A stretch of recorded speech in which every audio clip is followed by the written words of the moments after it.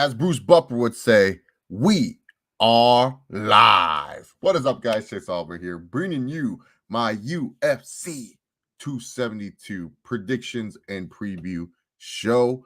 UFC 272 takes place actually tonight, Saturday. Hopefully you have a place to watch it. Hopefully you'll be staying safe watching UFC 272. But man, I'll say this. I've been wanting to do some UFC videos. I was like, man, I want to get some UFC predictions. It was just, I wasn't feeling any of it. I was like, do I want to do it? But this fight right here, Covington versus Masvidal, just the bad blood that these two men have for each other. I don't know what it is. It's fun to talk about.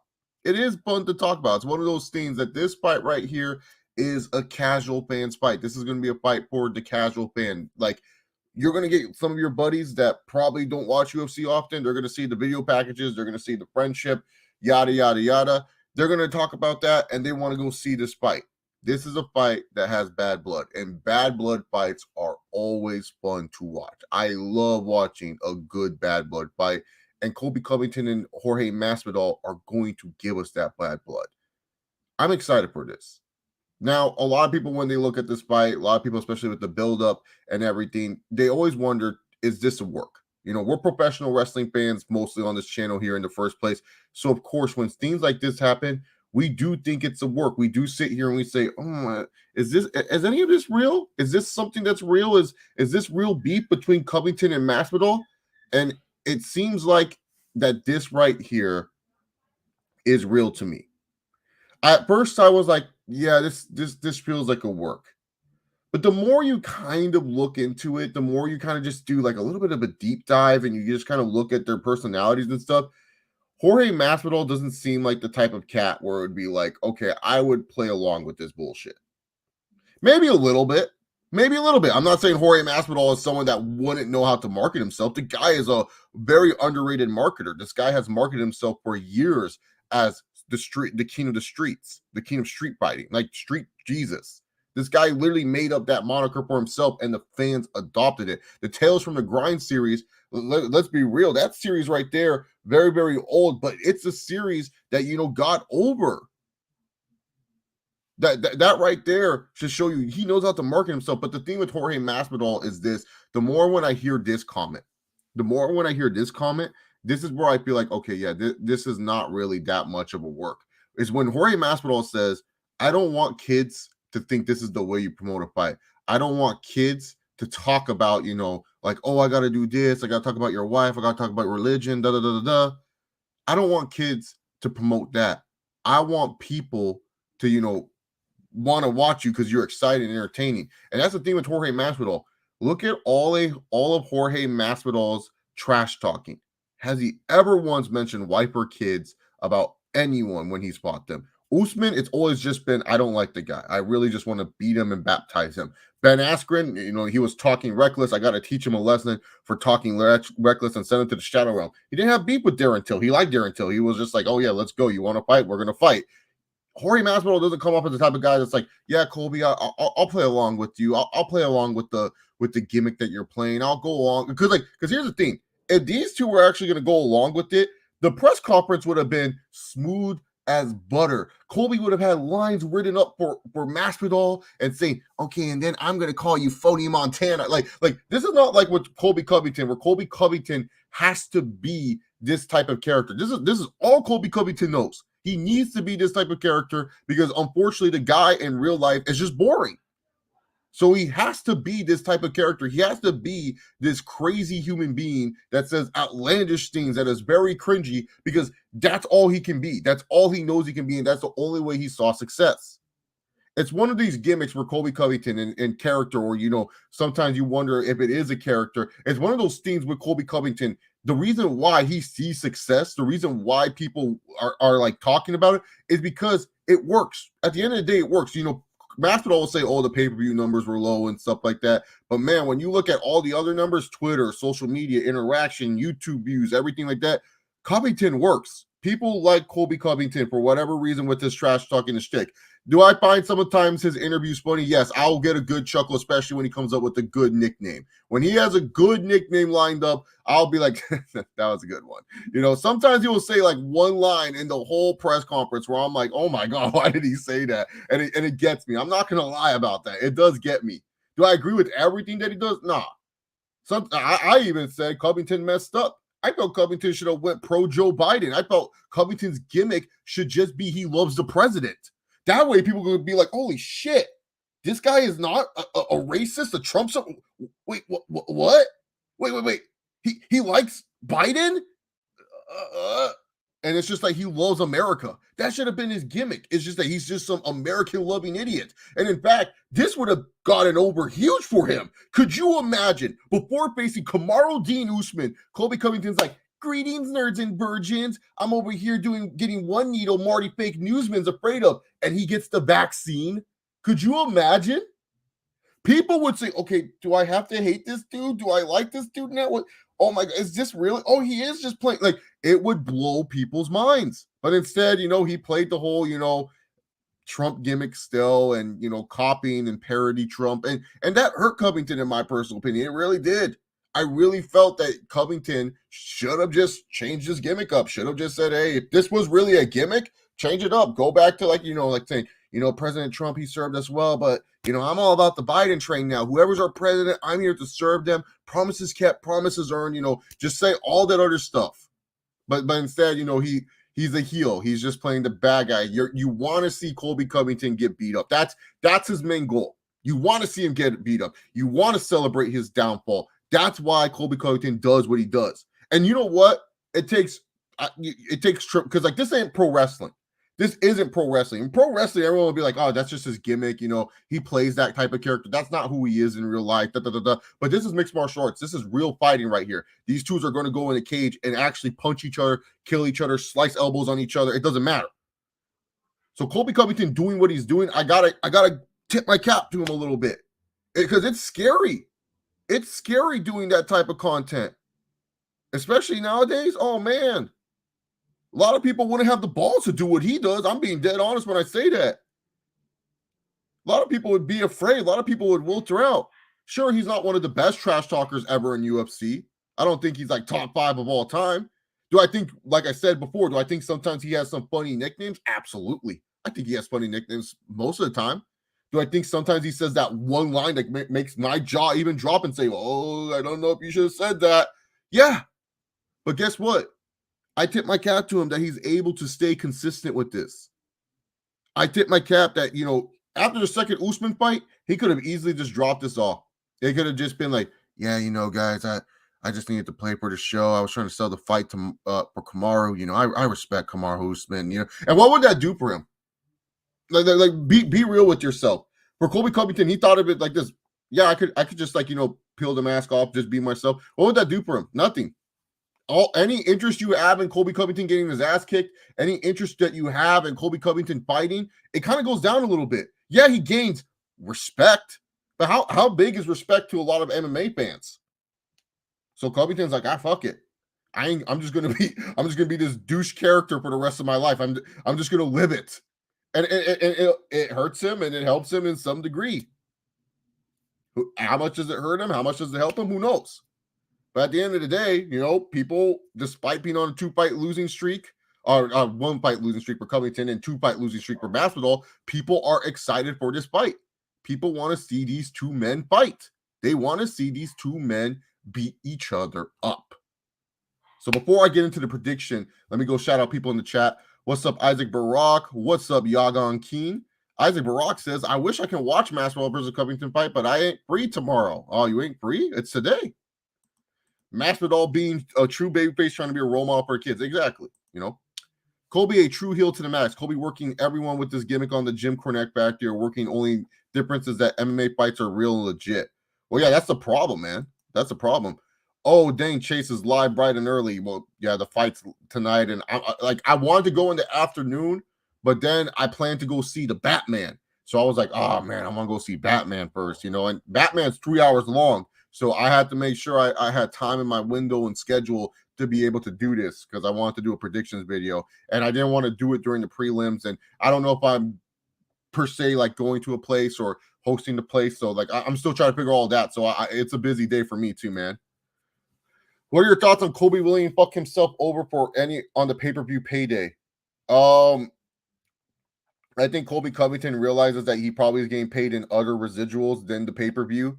Like he did mess up not getting pay-per-view points for this one, but also too, Masvidal is a way bigger star than Covington when it comes to, you know, pay scale, and then when it comes to like negotiable. Like let's be real, man. Let's be real. The A side is Masvidal. Covington's not the A side in this situation. Jorge Gamebred Masvidal is the A side. He's the reason why you want to see this fight, because he's more unpredictable. He's also the bigger name. And then not to mention, he's the one that started this friendship. Covington just has the gimmick. Just has the gimmick. As long as people react to, like, the other fighters need to realize this. You got to just do what Conor McGregor did with Jake Paul. Just don't react. You don't answer any questions about Covington. When Dustin Poirier is going, yeah, you know, you ain't gonna see me fight him. If we fight, it's gonna be in the streets. It's gonna on site. Gonna be in jail. Like, Dustin, shut up. Don't mention him. Just be like, I plead the fifth. Just be like, I don't know who that is. Just say that. If John Morgan keeps persisting, just be like, next question. Does nothing to hurt you, but all you're doing is you're building up the fight for Covington. Like Masvidal, if Masvidal never said anything about Covington during these past 2 years, there is nothing for Covington. But Masvidal has been building this fight up every time when interviewers bring it up because they know how close these guys were. They know how close these guys were. So that's the thing. Colby Covington, yes, he's fucking himself up just for the pay, like not getting the pay-per-view points. But the thing is, at the end of the day, Masvidal is the true draw. Masvidal is the A side, and I'm pretty sure in negotiations it was just like Dana White's like, look, he's going to get more of the pay-per-view points. That's the deal we probably worked out with him when he saved our asses on 7 days notice for Fight Island. We give him the pay-per-view points. We give him the most money possible. And Covington was probably like, sure, whatever, I'll make my money back anyways. And we don't know Colby Covington's we don't know Colby Covington's contract situation. Is his deal up after this fight? Is he going to be you know, we don't know like what his contract situation is. So this could be like, you know, like, hey, we get it, you're not getting pay-per-view points for this fight. Your contract's up. We know we can re-sign you. You'll be one of the top 10 paid fighters. Not to mention we'll get you pay-per-view points and all this other guarantee. Because Covington, let's keep in mind, a lot of Covington's fights have been have been free. They were free fight night fights. Not a lot of his fights were pay-per-views besides the Usman fights. And that's because Usman's a champion and it's mandatory that he fights on pay-per-view and he probably gets pay-per-view points. Covington, you know, we don't know his type of deal, but let's be real. Like, look at his track record. RDA pay-per-view, Robbie Lawler free, Usman pay-per-view, Tyron Woodley free, Usman pay-per-view, and now Masvidal pay-per-view. You know, I bet you if Masvidal didn't have a contract where there was pay-per-view points, this would have been a free card. Oh, this would have been a UFC on ESPN. Could you imagine UFC on ESPN, Covington Masvidal? Oh, that would have drawn huge ratings. Anyone can watch this. They just have to turn the channel. But it's because Masvidal is such a big star and makes so much money. You know, it's so much money in terms of mixed martial arts. I know everyone's going to be like, they don't get paid. I'm talking about it in terms of mixed martial arts and what Masvidal gets paid. And then also to check under the table, check under the table. One more time for the people in the back. Check under the table. That's how these fighters get paid. Okay? Under the table. One more time. Under the table. I don't know how many times people don't think this. They just read a number on the internet and they're like, oh, that's how much they get paid. It's like, yeah, under the table. It's like, it's so annoying when I have to explain that to people. But Masvidal makes the most money. And Masvidal has it probably in his contract that he has to get pay-per-view points. Colby Covington probably doesn't have that in his contract. Yagon King says, Colby is going to beat Masvidal. Chase, you look like you're going out with that shirt. This is just a golf tee. I don't know, man. This is not a going out shirt. Colby and Usman drew 700K. Colby got the attention of the casual fans somewhat. Yeah, and Kamaru Usman too. You know, let's be real. Kamaru Usman got that Jorge Masvidal bump. Usman was just, you know, a good fighter. Like fight fans respect Kamaru Usman. We all respect Kamaru Usman, and he got some respect for those Masvidal fights, and especially when you saw Usman go flatline. Because let's be real, the first fight did not get the marketing that the like. Look at the first fight. Like, people will be like, well, if you look at Covington versus Usman's first pay-per-view, it's like, okay, one. Let's be real here.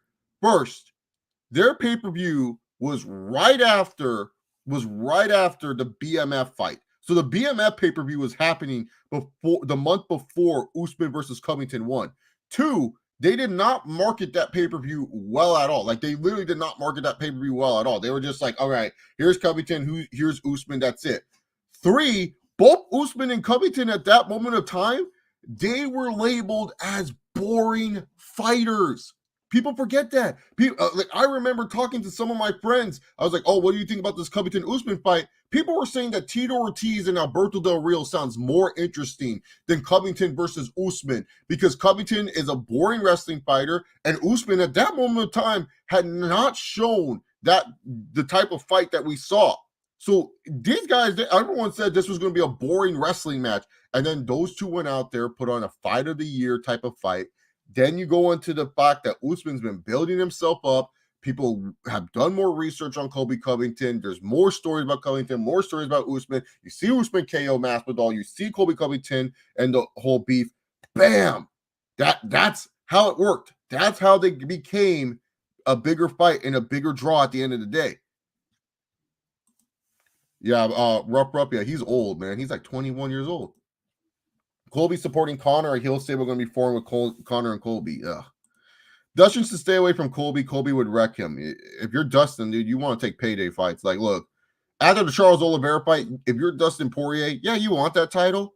But at the end of the day, you gotta be real with yourself. You got to sit there and look at it from a realistic standpoint. You got to say to yourself, huh, maybe I should just fight money fights. What's Nate Diaz doing? You know, like, I'm just being real. Like, Charles Oliveira is going to be like that one guy that people are going to want to find ways to pick against, but he's not going to lose anytime soon. The only guy that I really look at, and I'm like, yeah, I think Charles could lose to, is Makhachev. Islam Makhachev was the fight that I feel like can beat Charles Oliveira. Sorry, I'm trying to share this one. UFC 272 predictions. Trying to share this on the Twitter. I'm very bad at sometimes talking and that's my one thing I can't do. I can't talk and type at the same time. UFC 272 predictions. All right. So, okay. Shared that. Yeah. Okay. Yeah, no, I literally had friends that were telling me that, man.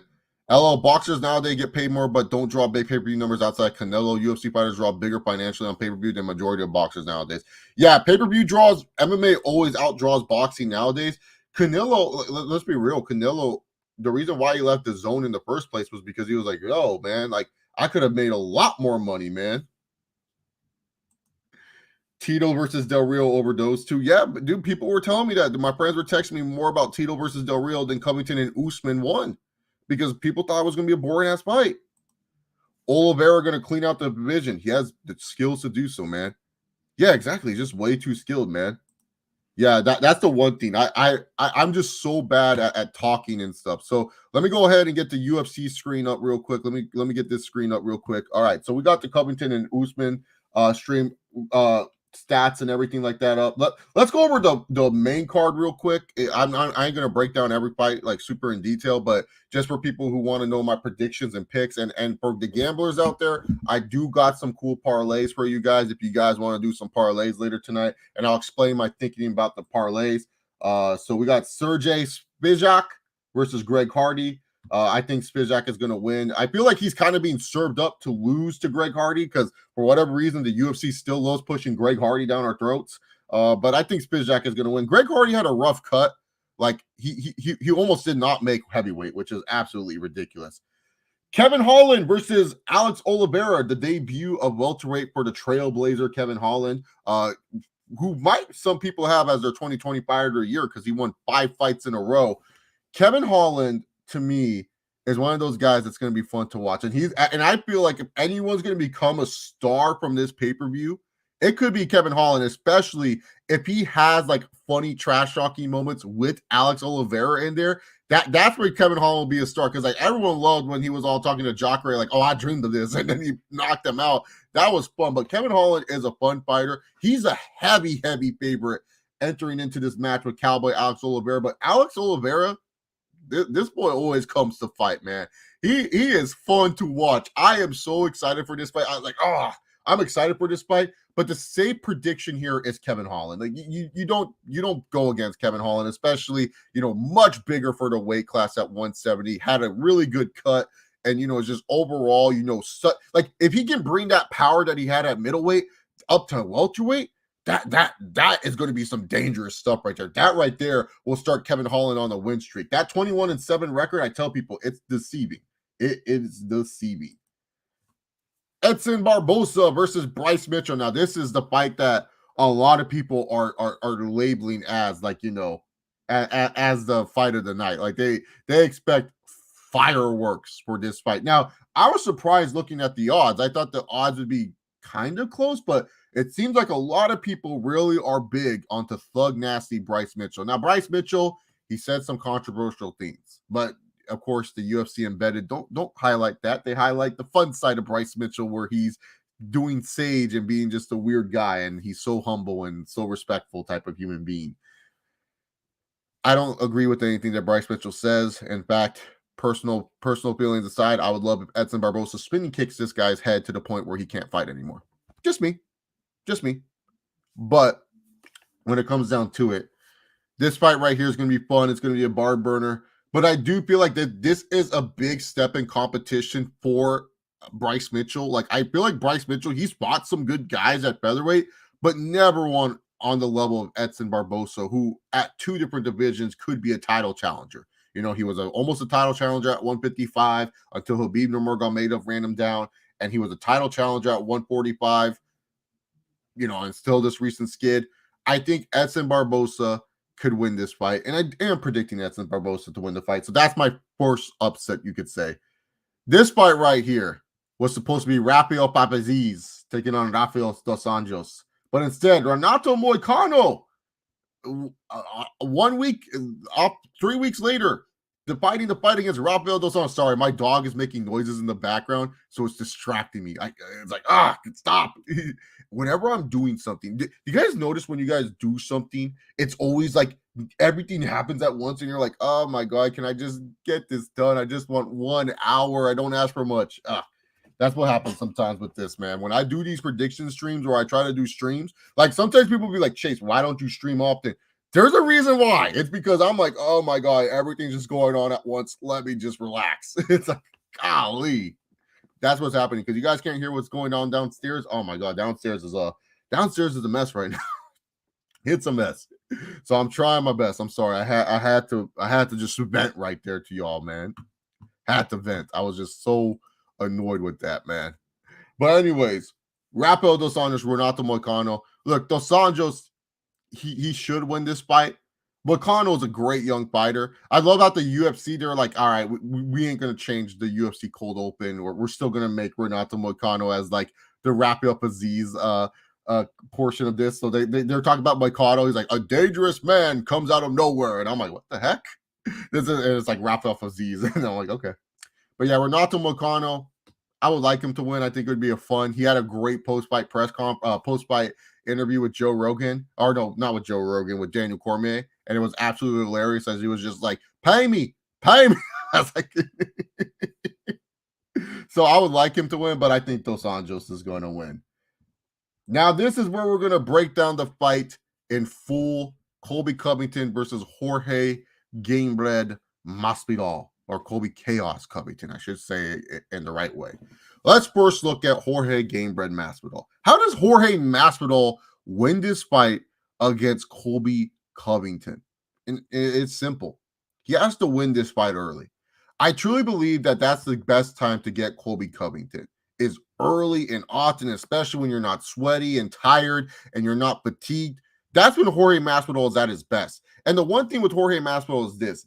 I really like how he fights. And I think the one thing about his takedown defense and the way he's going to fight against Colby Covington, he's not going to be afraid of Colby Covington's pressure. You see, the thing that Colby Covington does really, really well is that he throws his strikes 50%. And what I mean by 50%, there's not a lot of power behind those strikes. They're respectable. Like it's never fun getting hit. But like what he does is that he doesn't use his jab to set up punches. He uses his jab to get in close to you. And the thing is, if he hits you with the jab, great. He gets some punches in, but he uses that jab to get into close to you. So that way he can figure out, where am I going to attack you? How are you defending? Are you defending the body? Are you getting ready to sprawl to stop my leg takedowns? That's what Colby Covington does really well. And you notice it frustrated him in the Usman fight because he felt, okay, I'm going to do this against Kamaru Usman. But Usman is just such a good wrestler. And Usman's like, okay, I trust in my abilities to stop your takedowns. I'm not going to be afraid of your jab whatsoever. I'm not afraid of your jab. You can try to go for the takedown after doing the jabs. And you've seen in the second Usman fight, Covington would come in and go jab, jab, go for a takedown. And then Usman would be able to stop it right away because he's not afraid of Colby Covington's offensive wrestling. And that's what I feel like is an advantage for Masvidal. Like, he's not afraid of Colby Covington attacking him offensively with wrestling. He knows how Colby Covington's going to punch. Guys like Robbie Lawler, guys like Tyron Woodley, kind of knew, but those guys, they didn't know, like, hey, how's Colby going to attack? And when Colby Covington came and was going for the punches and they were reacting to Colby Covington's punches, that's when Colby Covington was able to take down for the wrestling. Masvidal is not going to react to Colby Covington's fake little jab out there. He's not. He's going to say, okay, yeah, keep doing what you're doing. If you want to wrestle me, that's fine. I will find my way up to my feet. But Colby Covington does need to close the distance if he wants to win this fight. He's not going to win just based off his strategy that he normally does. That's why I feel like Masvidal, he's not, the one thing that I feel like is mad underrated is that Masvidal is one of those guys that's not going to be afraid of what Covington does to him. He's going to be like, okay, well, like, I know what you're going to do. Like, I've trained with you so many times. I've done this dance with you so many times. I know what's going to happen. So I am not afraid when you come at me. That's what Jorge Masvidal is pretty much thinking in his head. Like, I know what this guy is going to do. I know what this guy brings to the table. I'm not afraid of this guy. I'm just going to go over here, defend my takedowns, and try my best against it. What Masvidal does need to do, though, is definitely start setting up kicks heavy and early. Start chopping out that leg. Not a lot of fighters have chopped at the leg of Colby Covington. And it will be interesting to see if Colby Covington, what happens if he gets in a situation where his leg is in a bad predicament. But other than that, Masvidal has to win early. He has to win the early rounds too, especially if this goes 5 rounds. That does matter. That does matter. If you can win those rounds 1, 2, and 3, and even if 4 and 5 they don't go your way, heck, he could win this fight by decision. And in fact, that's like a funny bet right there. Jorge Masvidal winning by decision. So that's why, to me personally, I'm letting you guys know, Jorge Masvidal, this is not really a wash, in my personal opinion. And a lot of people who think that, Masvidal's only way to win is via knockout, I don't think so. I don't think so. I think he can win the early rounds, and especially if Covington gets dropped in the early rounds, because it seems like Covington, it's one of those things that he tends to get rocked early. He doesn't seem to get rocked too much late besides the Usman fight and a little bit in the Dos Anjos fight, but he seems to get rocked early. Like, I don't know, like it takes a while for him to shake off the cobwebs of getting hit. So if Masvidal is able to get a nice hit in and say like, okay, I can win these early rounds, it's a good chance for him, man. Absolutely good chance for him. Colby Covington, though, the thing with him is that he is nonstop pressure. And the one thing that I'm very impressed of with Colby Covington always when watching him is just how well conditioned he is. Not just with the cardio, but how well he can take punishment. The one thing that I laugh when Masvidal goes and like, oh yeah, this guy used to quit all the time in training camp. I'm like, man, dude, I don't know. This guy, he doesn't seem to have an ounce of quit in him. He is so well conditioned. The Usman fight, he got his jaw broken in the 3rd round. And this motherfucker still stood in Bane with him in the 4th round and arguably won that 4th round. And then the 5th round, it was just, it was fine. The body was saying no. Like, he wanted to still fight. Like, I saw this guy, and I'm like, dude, this guy still wants to fight. But the body was saying, you can't take this punishment much longer. There's sometimes guys who are too tough for their own good. And Colby Covington may be one of those guys where it's like, dude, this guy is a tough Bama. Like, everyone may hate this guy. Everyone may hate this guy and may say, oh, man, no, Colby Covington, he's fragile. He's weak. Dude, broken jaw in the 3rd round, rallied back in the 4th round. 5th round, he was doing pretty well. He lost that 5th round, in my personal opinion. But 5th round, he was doing well, and then he gets rocked. Like, oh, man, dude, like, that right there, that's impressive. Y'all can hate all you want, but that's impressive. And then the second Usman fight. Now, this is great conditioning. Usman rocked him in the 2nd round. Usman was like a shark in the water.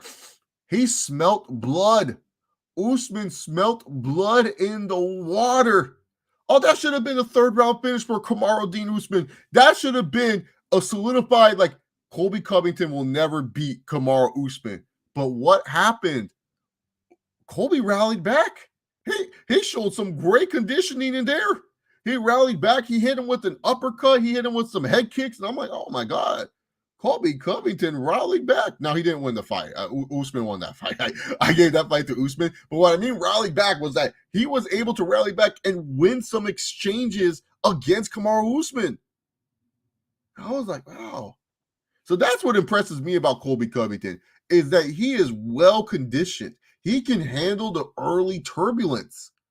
But I feel like the way that Colby Covington fights, and especially because, like, he's not afraid to trade, I feel like the way he fights, he will lose if he loses the early rounds. Because I feel like both Usman fights, if you watch both Usman fights back, and I've watched those fights plenty of times, if you watch both Usman fights back, it's just kind of like, if Covington won the earlier rounds, he would have won those fights. But the problem was he gave up some of those earlier rounds to Kamaru Usman. So yeah, Colby Covington to me is one of those guys. He's just really, really, like, he's really well conditioned, and it's something that you cannot teach. Like, it's one of these weird, intangible, non-teaching skills that you can't teach. Like, I've never seen a guy have this high of a motor before in the terms of mixed martial arts. Like literally, like, just be able to take punishment like that, and just like, and especially from like some of the like, and what's even more impressive is the first Usman fight, Usman wasn't even precise. He was taking power shots from Usman that whole fight. The second Usman fight was a much better striker. So that's the one thing I will give Colby Covington is this. The guy is well conditioned. Like, he's able to take punishment like no other person I've seen in quite some time. And I'm not talking about like Donald Cerrone type punishment where they're forcing the fights and stuff, like able to recover and able to, just build themselves back up. Colby Covington is insane with that. And that right there is like, to me, when I heard like Jorge Masvidal go, oh yeah, he was always quitting in training camp, I was like, I don't know, man. This guy doesn't seem like a quitter. He seems like a crazy grinder. But at the end of the day, it's time for the official prediction. My official prediction is this. I hope it's a good fight. I hope both of these guys go out there and they give us a fight that the fans are going to remember. But ultimately, I give the fight to Colby Chaos Covington. I think Masvidal has a much better chance than a lot of people are letting on, especially watching a little bit more of the embeddeds and just knowing the fact that these guys trained with each other for so many years. Like, I don't think this is going to be like a one-sided beat, because like everyone said, oh well, Covington and Woodley and Covington and Lawler trained with each other, but we got to keep in mind, man. We got to keep this in mind. Covington and Masvidal were like joint at the hip training with each other. Like they were like joint at the hip, like these two were like doing everything with each other, knowing tendencies. Robbie Lawler was just like, hey, Colby, can you help me out real quick type of guy. Tyron Woodley was like, hey, Colby, can you emulate this guy for me type of guy. Like those guys were just coming in to help out. Like it wasn't like they got to learn everything, know everything. Like Masvidal knows everything about Covington. All the training guys in Masvidal's corner know everything about Covington. Like, as much as people want, like, look, if this is just a Covington, he 10-8s Masvidal for 5 rounds or 4 rounds, I don't think he would 10-8 Masvidal at all, to be honest. Look, if this is Covington just absolutely destroying Masvidal, I'll admit when I'm wrong. I'll literally admit when I'm wrong. I have no problem doing that. but I don't think it's an easy write-off. I don't think it's as easy as like signing a paper saying, okay, Colby Covington, Jorge Masvidal, Covington wins. No, I think right now this is one of those, like, I think Covington can win in an easy decision, absolutely. But I don't think it's going to be as easy to predict as most people are. I think Jorge Gamebred Masvidal could win this fight, and especially if he wins those early rounds. I really do. But ultimately, I got the King of Chaos winning. And does he win the BMF? Maybe he'll become the BMF. Now, before I get into some questions, so if you have any MMA related questions, I'm going to show you guys the current odds for Covington versus Masvidal. Right now, this is from UFC.com. Colby Covington is minus 320. Jorge Masvidal is plus 250. If you guys are betting and you want a safe parlay pick from me, my safe parlay of the night is Colby Covington, Rafael dos Anjos, and Bryce Mitchell. The reason why I made that my safe parlay is, like I said, I think Covington is probably the more popular choice to win. Rafael dos Anjos taking on a Moicano on short notice. That's a good win. And Bryce Mitchell, Edson Barbosa, as much as that he's a fun fighter, and I think he could actually win against Mitchell. Mitchell's one of those guys that, like, I feel like, the Sharks might jump in on Barbosa. So Mitchell might end up becoming a favorite near the end. But I do feel like that this is my safe parlay of the night. So Mitchell, Covington, RDA. My crazy parlay of the night, Jorge Gamebred Masvidal, I almost said Charles Oliveira, Alex Cowboy Oliveira. Now, the reason why I say Cowboy Oliveira, like these odds right here, man, for Cowboy Oliveira, and let me get to the actual card. Let me get back to where it's like the whole full card so you guys can see what I'm talking about. Oh my god, dude, this is so annoying. Okay, let me go back to the actual card. Look at Alex Oliveira's odds, plus 250.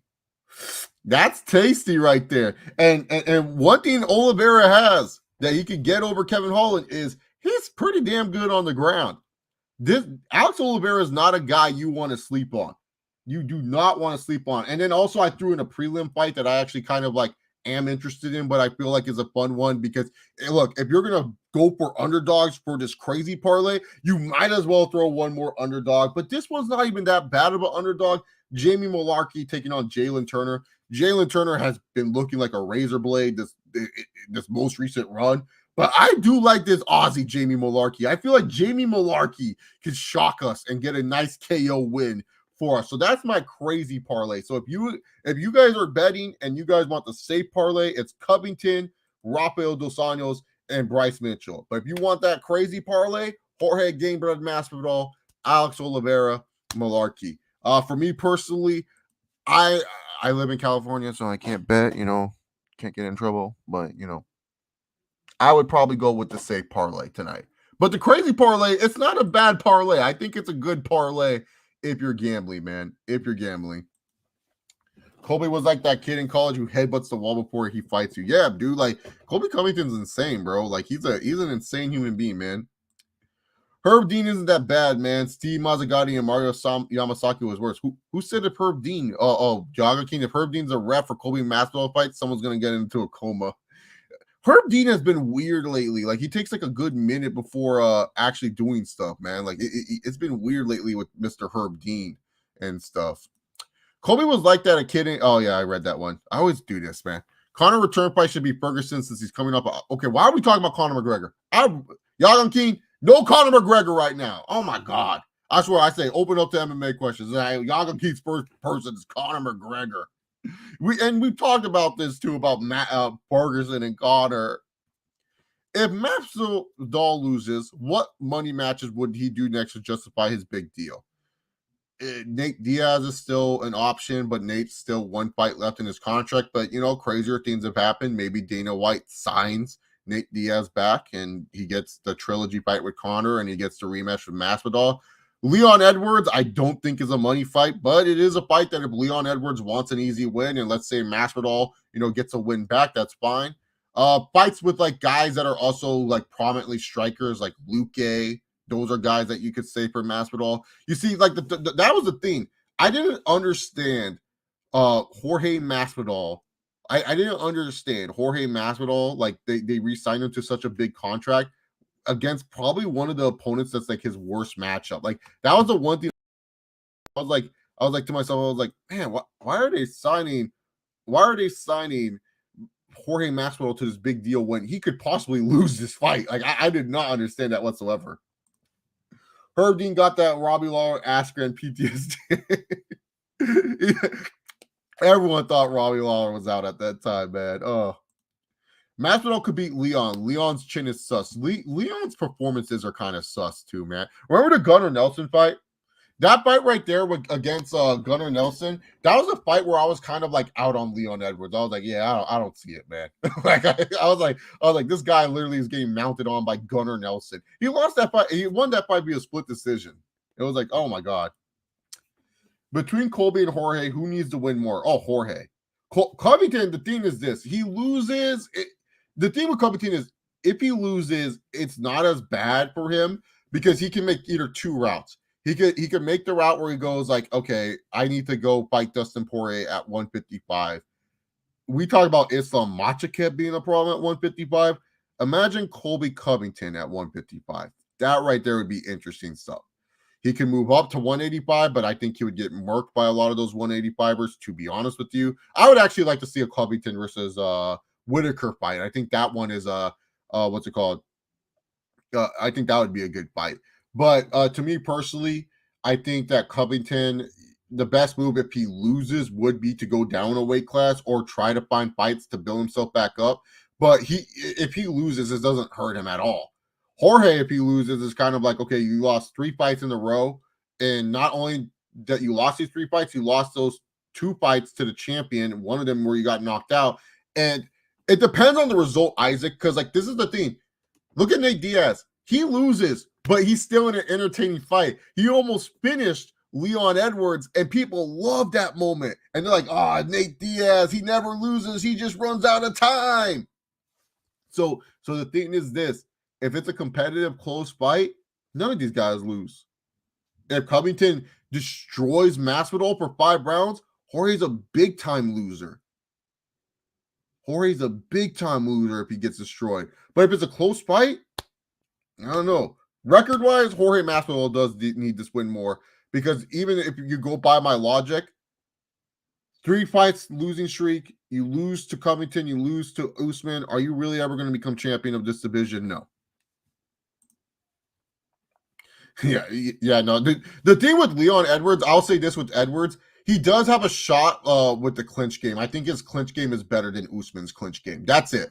That's the only advantage I give Leon Edwards is that I think he has an underrated clinch game where he can like use it because like he's awkwardly big. Like he's one of those guys where you go, yeah, Edwards is not that big, but then when you see him, you're like, oh yeah, he's pretty. He's fought a lot of He's fought a lot of like tall fighters, Leon Edwards. So you don't really get to look at him and think he's big, but he's big. Usman could finish him. It depends on Usman sets up his shots, man. Is Colby's resume overrated since he beat Woodley, Lawler, and RDA when they are washed? Did you just call RDA? I don't know if you were serious about that, but RDA literally was beating everyone at welterweight and was looking phenomenal at that time.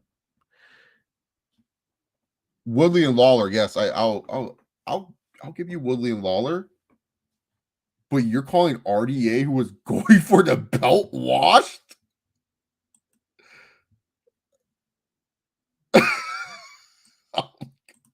Man, y'all got sometimes you just have bad takes, bro.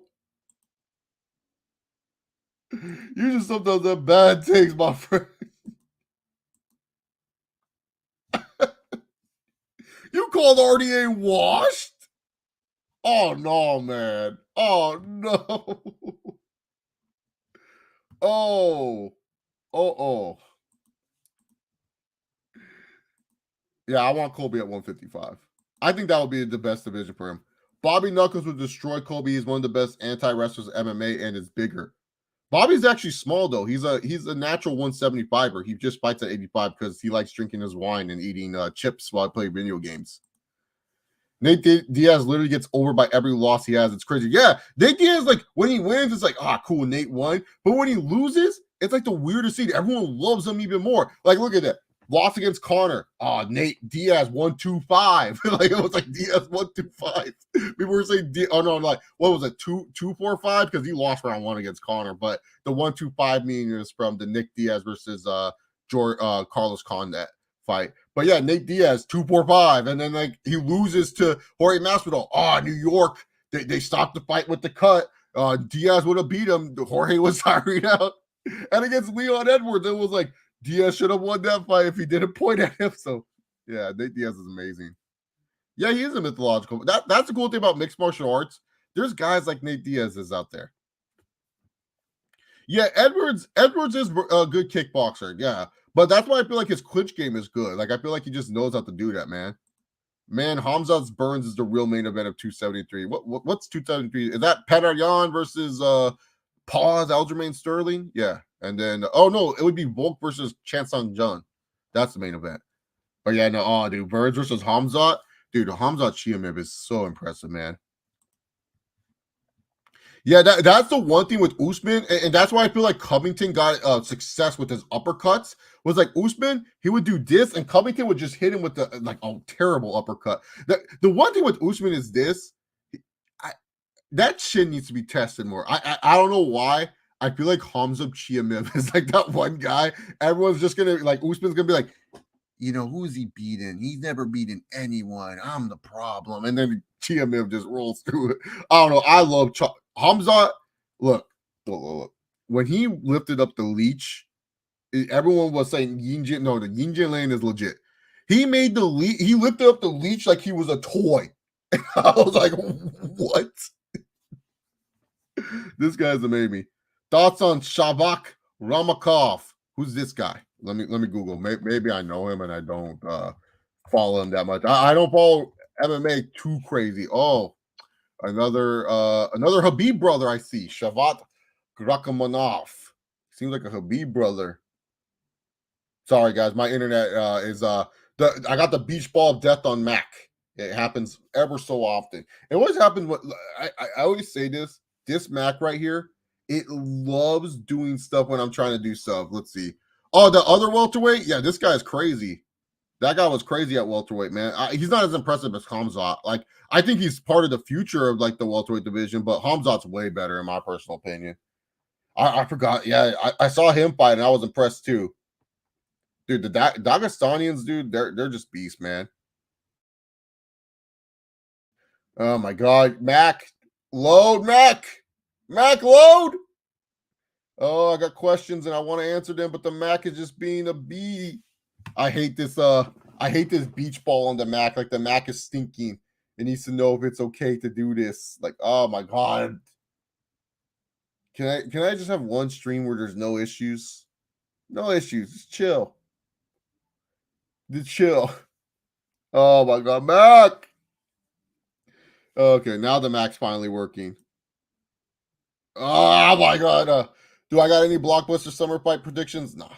I don't got any of that, man. If there is one, no, I don't got any. Connor somehow returns and fights Jake Paul. Okay, Mac is just being a dick right now. So I googled Shavkat Ramakov, and now my Mac is just freaking out. It's like, oh, we can't Google that right now. How would Hamza look at light heavyweight? He would look small, to be honest. Like he's big, but he would look small, to be honest. Honest thoughts on Usman wanting to fight Canelo. Can it happen? It can happen, but I just don't think Canelo can. Like Canelo said, like it's cool, but Canelo's all about making his record and his legacy in boxing look great. Like Canelo wants to go down as one of the best boxers ever. More power to him. That means winning as much titles as possible. That means just being a winner in general. Dagestanians are running MMA 100%. I'm hearing the Shavkat guy is tougher fight for Usman than Hamza. The Shavkat guy is really good. Like I'll say this, his wrestling is super insane. I don't think Usman's stopping that takedown. That guy is super insane, and he's very big. Like Hamza is just a freak of nature, man. Hamza is a freak of nature. That's the one thing I will say is Hamza's just a freak of nature.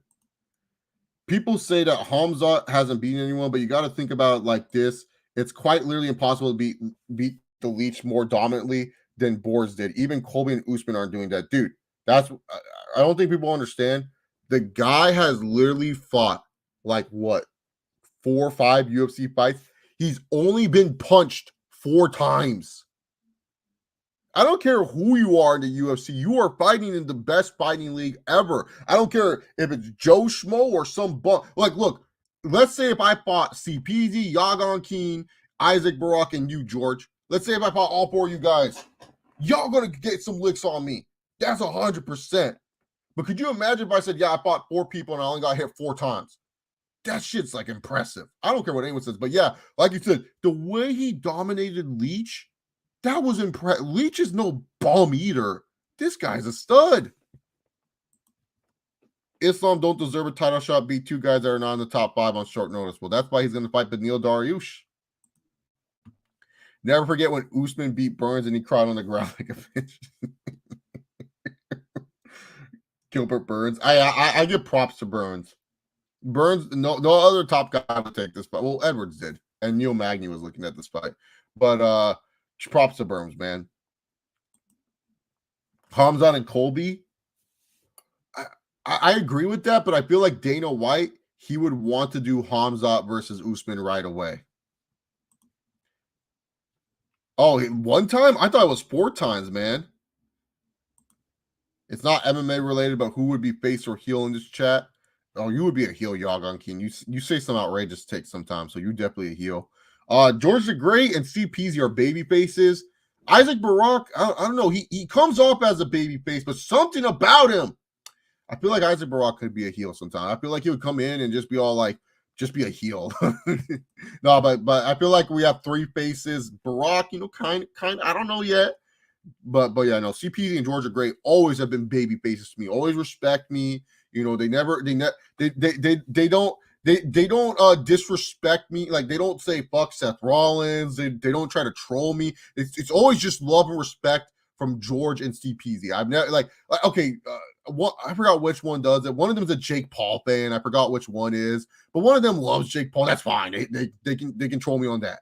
But always love and respect from CPZ and George the Great. Never disrespect from these 2 individuals and stuff. So always love those boys. So yeah, they're baby faces.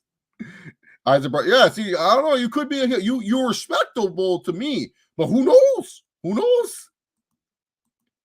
Yeah, dude. Oh, dude. Every single time, the first minute, Conor McGregor.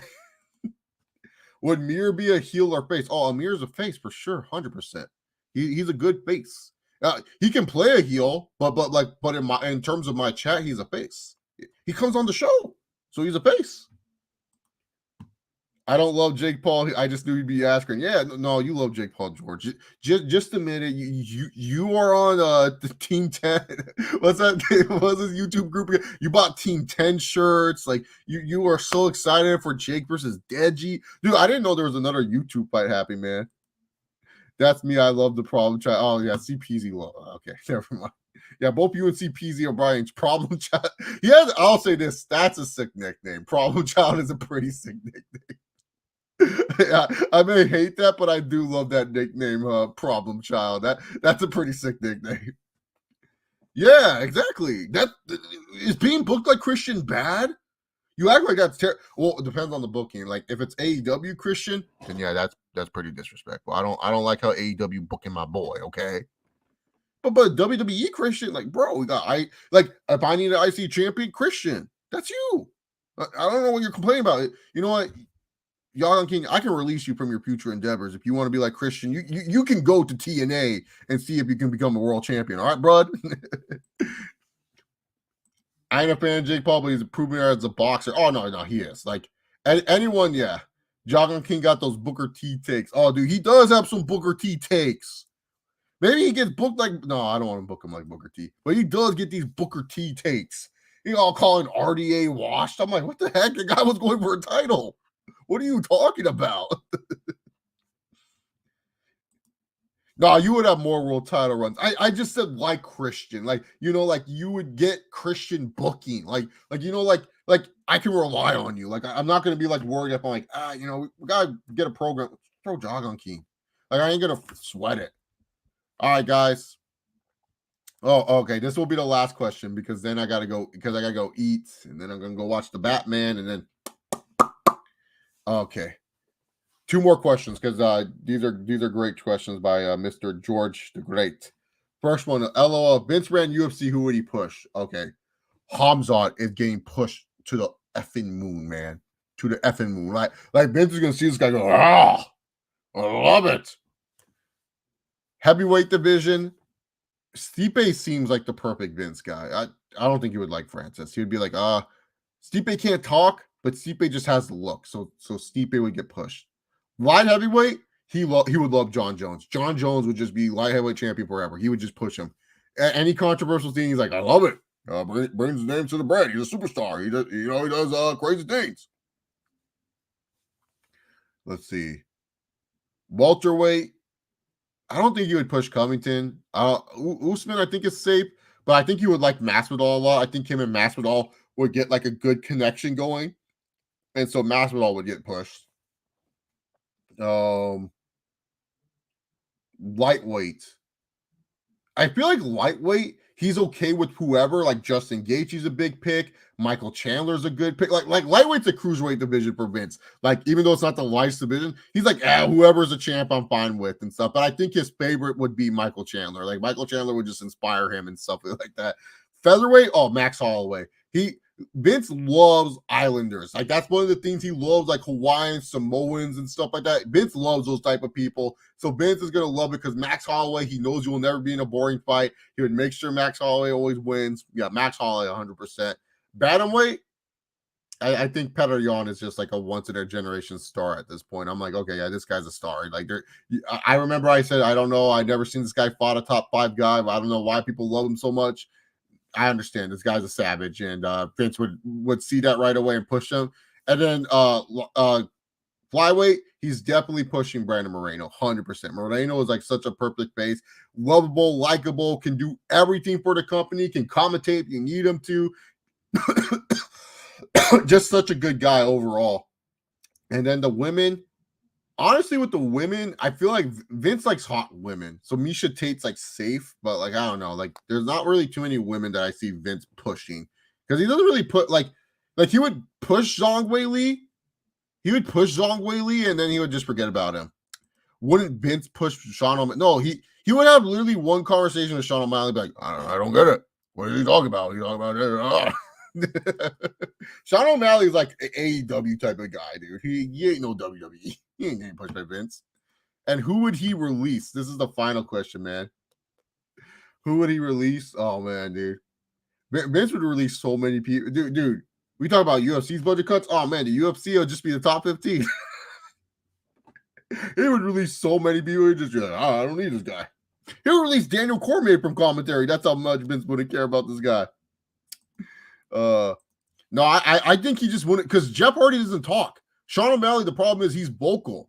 So like the thing is, Jeff Hardy's like, yeah, man, sure, yeah, whatever you say, Vince, I'll do what you say, man. Sean O'Malley be like, I don't see why I have to do this, Vince. You see the vision, and then Vince is gonna be like, damn it, shut up. So yeah. Anyways, guys, thank you so much. Have yourself a good one. Enjoy UFC 272. If I do some videos, I might just do individual videos, like what's next for Colby, what's next for Masvidal. Just depends on my mood, to be honest. But thank you all so much. Have yourself a good one. Peace.